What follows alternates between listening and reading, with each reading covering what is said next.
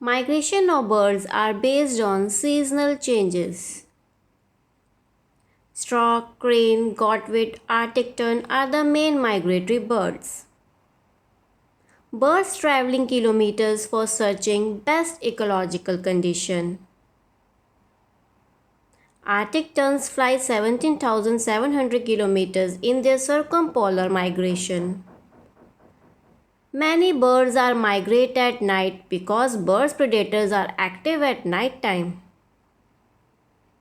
Birds move from one area to another for food and nesting location. Birds are use a radial compass to see Earth's magnetic field for migration without getting lost. Hummingbirds are the smallest migratory bird which migrate across the Gulf of Mexico in twice a year. Majority of birds migrate from northern area to southern area. Ocean birds migrating in a circular path. Thank you.